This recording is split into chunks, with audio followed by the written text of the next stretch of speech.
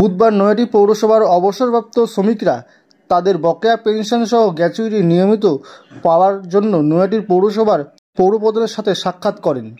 অবসরপ্রাপ্ত শ্রমিকদের অভিযোগ, গত জুলাই মাসের পর থেকে লাইফ পেনশন সহ গ্র্যাচুইটির 35% বকেয়া টাকা তারা পাচ্ছে না। তার ফলে তাদের অসুবিধার মধ্যে দিন কাটাতে হচ্ছে। যদিও পৌরপ্রধান আগামী পরশু দিনের মধ্যে 1 মাসের বকেয়া পেনশন দিয়ে দেওয়ার আশ্বাস দিয়েছেন। নিয়মিত পেনশন দিতে হবে, নিয়মিত পেনশন দিতে হবে। পেনশন পাচ্ছেন না আপনারা? ওই তো বললো আগস্ট মাস পাওয়া গেছে, জুলাই মাসটা পাওয়া গেছে, আগস্ট সেপ্টেম্বর আবার অক্টোবর শেষ হলে হবে। সেই যেভাবে চলার সেইভাবেই চলছে। ওষুধের কোনো সমস্যা, ভাত কম খেলে ওষুধ তো কম খেলে চলবে না, ওষুধটা তো লাগেই আমাদের। আজকে পৌরপ্রধান এসেছিলেন? হ্যাঁ, আমরা সবাই এসেছি আজকে। হ্যাঁ, ওই 1 মাসের মাইনে দেবে, পেনশন দেবে বলেছে কালকে অথবা পরশু দিন, ওইটুকুই তো শুনলাম। আপনার নাম? আমার নাম মালবিকা দেব মিত্র। ভীষণ অসুবিধা হচ্ছে, হতাশাগ্রস্ত হয়ে পড়ছি।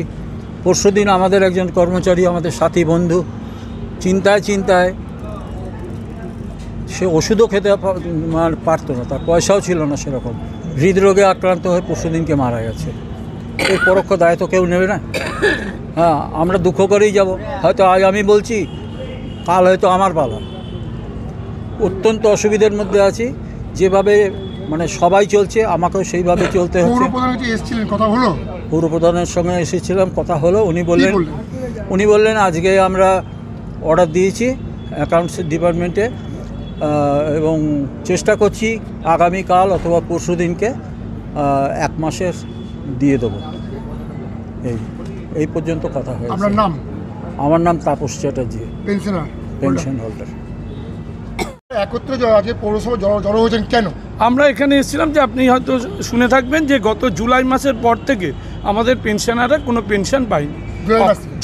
লাস্ট জুলাই মাস পেয়েছে, আর অক্টোবরের আজকে হচ্ছে আপনার 15 তারিখ।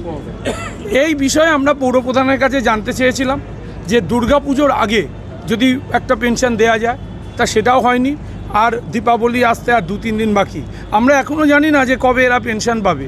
আমরা এই সুনির্দিষ্ট প্রস্তাব নিয়ে পৌরপ্রধানের সাথে দেখা করি, ওনার সাথে কথা বলি।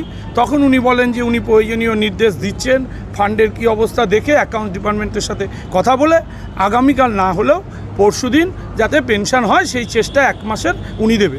আমাদের বক্তব্য, এইভাবে কতদিন চলতে পারে? প্রতি মাসে আমাদেরকে আসতে হবে, অথচ আর বাকি সব কিছু কাজ চলছে। কিন্তু এই পৌরসভার এত চাকচিক্য, এত গাড়ি, এত আমাদের কিচ্ছু বলার নেই। কিন্তু আমরা বলি প্রত্যেকটা পৌর কর্মচারী যে যেখানে কর্মরত তারা যদি পায়, তাহলে যারা তাদের জীবনের সোনালী অতীতটা এই পৌরসভার কাজে ব্যয় করলো, তাদের পেনশন দিতে কেন এত টালবাহানা? আমরা বলেছি যে বামফ্রন্টের আমলে যেমন 8 তারিখে, বড়জোর 9 তারিখে পেনশন হতো, সেইভাবে দিন। তার জন্য কিভাবে আমরা করতাম?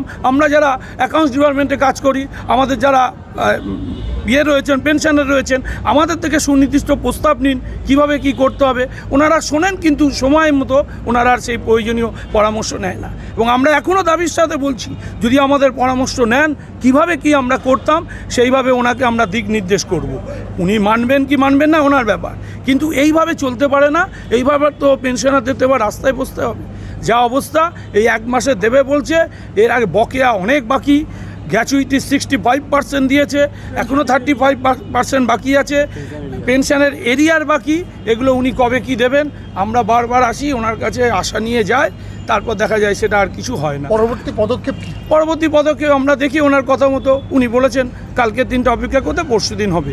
আমরা ওনার 1 মাসের দেবেন বলেছেন, আমরা ওনার কথাকে মান্যতা দিচ্ছি, দিয়ে দেখি কি হয়।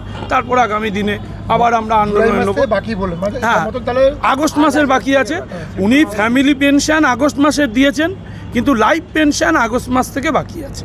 আগস্ট, সেপ্টেম্বর, এই অক্টোবর এখন চলছে। 1 মাস যদি পেনশন দিয়ে দেয়, তাহলে আরো 2 মাস বাকি থাকে। হ্যাঁ, অক্টোবর চলছে, 2 মাস হচ্ছে আর কি। এতে কতটা অসুবিধা হচ্ছে আপনাদের? এতে ভালো অসুবিধা। যারা পেনশনার আছে আপনি কথা বলুন, শুনতে পারবেন। হ্যাঁ, কারণ পেনশনাররা যতটা না ভাত খায় তার ডবল ওষুধ খায়। আপনার নাম? আমার নাম মানিক অধিকারী, আমি পৌরসভার CITU কর্মচারী ইউনিয়নের সম্পাদক।